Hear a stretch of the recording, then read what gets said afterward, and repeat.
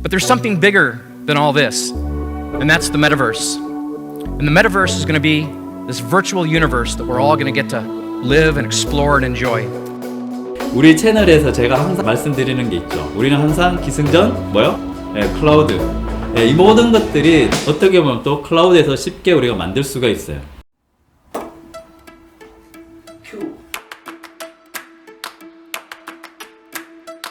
네, 안녕하세요. 윤혜식입니다.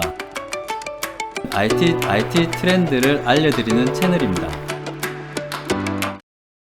안녕하세요. 윤혜식입니다. 오늘은 메타버스에 대해서 알아보도록 하겠습니다.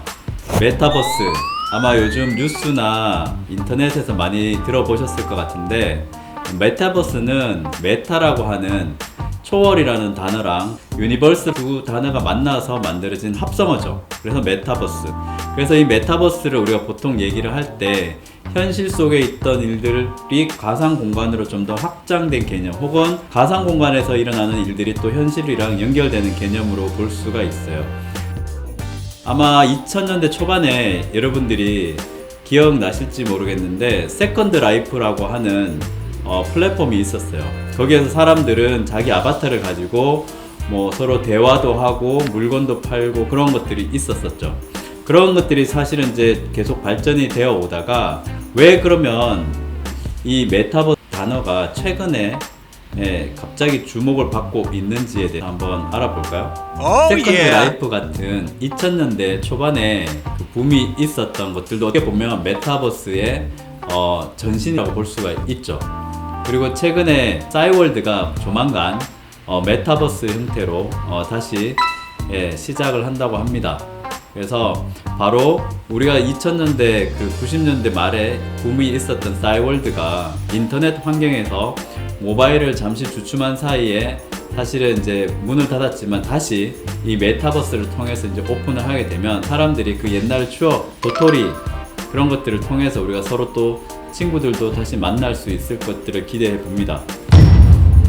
자, 그러면 왜 이 메타버스가 갑자기 주목을 받게 되었을까요? 뭐 전편에 저희가 클라우드에 대해서 이야기했던 것처럼 코로나19가 가장 클 거예요.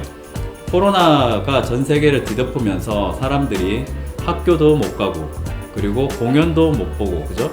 그래서 현실 세계에서 우리가 당연하게 누릴 수 있었던 많은 것들에 제약이 오게 됐죠. 그래서 사람들은 가상 공간으로 서로 만남의 장을 옮겨가기 시작을 했습니다. 네, 작년에 그 방탄소년단이 다이너마이트를 발표하면서 뮤직비디오를 찍었었는데요. 지금 보시는 것처럼 방탄소년단이 다이너마이트 뮤직비디오를 포트나이트를 통해서 최초로 공개하였습니다. 왜 그랬을까요? 당연히 공연을 오프라인 콘서트장에서 할 수 없기 때문에 그렇게 된 거죠. 연예인 분들, 특히나 가수분들이 팬미팅이나 공연들을 이런 가상 공간에서 하게 되고 있습니다. 자, 그리고 최근에 이런 어떤 공연뿐만 아니라 놀이공원 같은 것도 요즘은 못 가죠. 물론 갈 수는 있긴 한데 제약이 많아요. 그래서 미국에 로블록스라고 하는 게임이 있어요. 그 로블록스 같은 경우는 온라인상에 이 테마파크를 열어서 사용자들은 자신의 아바타를 통해서 대신 이 가상 공간의 놀이공원을 이용을 하게 되는 거죠. 그리고 우리가 학교에 요즘 많이 못 가서 뭐 줌으로 수업을 듣기도 하는데 제페토라고 하는 이 메타버스 플랫폼이 있어요. 아마 많이 들어보셨을 건데, 친구들이 이제 자기가 이 제페토 내에 있는 학교에서 자기 반에 가서 친구들을 또 만나서 수다를 떨 수 있는 것들이 요즘 친구들한테는, 어린 친구들한테 일상이 되어 가고 있습니다. 자, 그러면 이제 우리가 이제 궁금한 게 있을 거예요. 도대체 이렇게 메타버스가 현실 세계에 이제 점점 들어오고 있는데, 그런 메타버스에는 어떤 기술이 있는지, 그리고 그런 메타버스를 만들기 위해서는 또 어떤 기술들을 알아야 되는지 한번 알아보도록 하겠습니다. 핵심 기술 4가지에 대해서 우리가 알아보도록 하겠습니다. 자, 메타버스의 핵심 기술 첫 번째, 바로 5G겠죠. 빠른 데이터 처리와 데이터 전송을 위해서는 5G 네트워크가 필수 요소라고 볼 수가 있겠습니다. 그리고 실감 있는 그래픽 처리를 위해서는 3D 렌더링 기술이 굉장히 필요할 거예요. 그래서 오늘은 저희가 이런 그래픽을 처리할 수 있는 GPU라고 보통 얘기하죠. GPU를 만든 엔비디아에서 최근에 출시한 서비스 궁금하시죠? 예, 그 서비스에 대해서 한번 알아보도록 하겠습니다. 자, 그러면 메타버스에 있는 그런 굉장히 다양한 3D 환경을 어떻게 만들 수가 있을까요? 예, 엔비디아에서 최근에 발표한 실시간 3D 시각화 협업 플랫폼 옴니버스를 통해서 여러분들은 건물을 디자인한다거나 그리고 캐릭터를 디자인하고 그리고 심지어 그런 메타버스 내에서 테스트를 해보실 수가 있는 거죠. 그래서 다양한 분야에서 좀 더 쉽게 메타버스를 이런 그래픽 협업 툴을 통해서 구현을 하실 수가 있습니다. 그리고 세 번째, 아무래도 메타버스에도 사람이 있는 것처럼 아바타들이 굉장히 많은 공간들을 이동을 할 거예요. 그런 것들을 우리가 라이프 로깅이라고 하는데, 아바타들이 공간을 이동하면서 그리고 공간에서 만나는 다른 아바타와의 대화, 그 모든 것들을 라이프 로깅을 통해서 우리는 분석이 필요하겠죠. 그래서 아바타들이 움직이는 그 동선을 추적을 하고 거기서 아바타가 어떤 행동들을 하는지, 그런 것들이 향후에는 이제 현실 세계에서 일어났던 마케팅들이 메타버스 상의 아바타들을 통해서 마케팅으로 이제 확대가 될 거라고 보고 있습니다. 당연히 그런 것들을 하기 위해서는 인공지능 서비스가 필수가 되겠죠. 마지막, 이런 3D 환경의 메타버스는 기존의 모바일 폰, 2D 기반의 모바일 폰이나 PC 화면이 아니라 AR, VR, 즉 증강 혹은 가상현실 기기를 통해서 좀 더 몰입감 있는 경험을 제공하게 될 겁니다. 우리 채널에서 제가 항상 말씀드리는 게 있죠. 우리는 항상 기승전 클라우드. 이 모든 것들이 어떻게 보면 또 클라우드에서 쉽게 우리가 만들 수가 있어요. 그렇기 때문에 지금 제가 보여드리고 싶은 거는 최근에 마이크로소프트가 마이크로소프트 메시라고 하는 서비스를 출시를 했어요.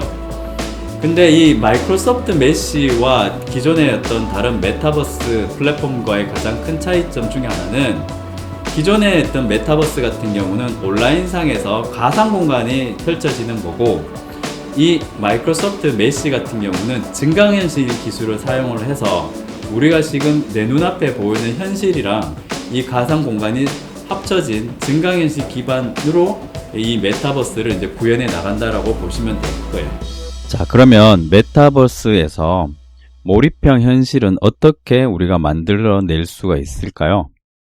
마이크로소프트사는 최근 발표한 마이크로소프트 메시 서비스를 통해 혼합 현실 플랫폼을 공개하였습니다.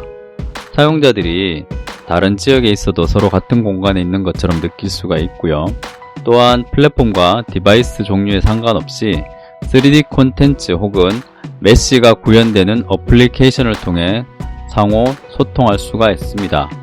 이런 마이크로소프트 메시 서비스를 사용하시게 되면 홀로렌즈와 같은 증강현실을 통한 협업뿐만 아니라 이를 좀 더 활용을 한다면은 우리 실생활에서 온라인 쇼핑몰을 통해서 우리가 예전에는 2D 환경에서 그림을 보고 상품의 이미지를 보고 제품을 구매하였다면은 이제는 이러한 증강현실 기계를 통해서 3차원 입체적으로 제품을 확인한 뒤에 구매하는 것도 가능해지겠죠. 자, 그러면 메시를 구성하는 핵심 기술에 대해서 좀 더 자세히 알아보도록 하겠습니다. 자, 화면에 보시는 것이 마이크로소프트의 메시 아키텍처 구조입니다. 우선 하단에 보시면 멀티 디바이스 서포트 해서 이런 홀로렌즈 혹은 헤드업 디바이스들이 있죠. 그리고 스마트폰이나 PC 환경들이 주어져 있습니다. 이런 다양한 디바이스를 메시는 지원을 하고 있고요. 그리고 이 부분 개발 플랫폼이 핵심인데, 그 중에서 특별히 이제 이 메시를 통해서 메타버스 환경 혹은 증강현실이 좀 더 확장된 이런 메타버스 환경을 구현을 하실 수가 있는데, 당연히 이런 메타버스에 입장하기 위해서는 로그인이 필요하겠죠. 그리고 여기서 어떤 결제나 비디오나 오디오에 대한 처리, 이런 기본적인 어떤 인프라에 대한 것들은 클라우드를 통해서 제공이 될 거예요. 그렇지만 오늘 이제 저희가 확인해 보려는 부분이 바로 이 부분이죠. 여기 보시면 첫 번째, 이 메시에서 핵심 기술 중에 하나가 임머시브 프리젠스예요. 임머시브 프리젠스는 몰입 경험을 제공하는 기술입니다. 메쉬는 외부 센스를 통해서 가장 사실적인 360도 홀로포테이션을 가능하게 하는데, 홀로포테이션은 마이크로소프트의 홀로렌즈와 트랜스포테이션의 합성어라고 보시면 됩니다. 그래서 실객체의 3차원 영상을 실시간으로 전송하는 기술이라고 보시면 돼요. 뭐 예를 들면 원격지에 나의 아바타가 내가 하는 행동을 그대로 실시간으로 이렇게 표현해 주는 기술인 거죠. 자, 그러면 두 번째, 스페이셜 맵이라고 하는 공간 맵은 어떤 기술이냐면, 실제 세계에서 홀로그램 컨텐츠를 유지하는 앱을 만약 여러분들이 만들게요. 그러면 참가자 주변의 공간에 대해서 공통적인 어떤 관점, 즉 실제 세계에 대한 이해가 좀 필요하겠죠.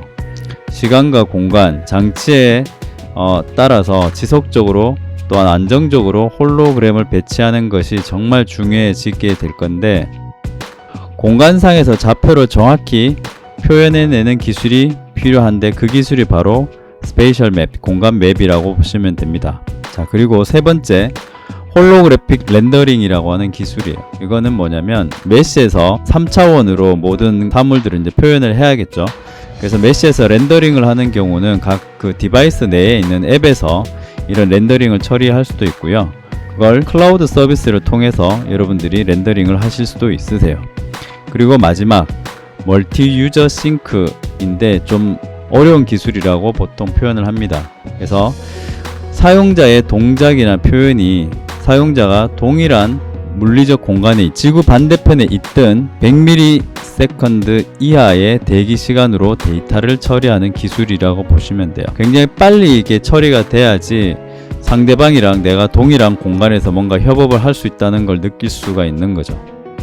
자, 그래서 오늘은 메타버스가 무엇인지, 메타버스를 구현하는 핵심 기술 중에서 특히 데이터 처리를 위한 5G, 그래픽 처리를 위한 렌더링, 3D 렌더링 기술, 그리고 라이프 로깅 처리를 위한 인공지능 서비스, 제가 제일 시간을 많이 할애한 몰입 경험을 위한 AR이나 VR 이런 서비스에 대해서 알아보았습니다.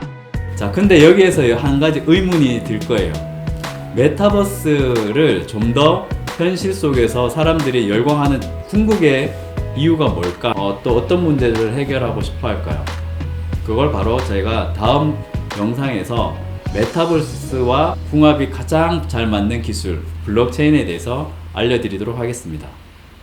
오늘은 여기서 끝!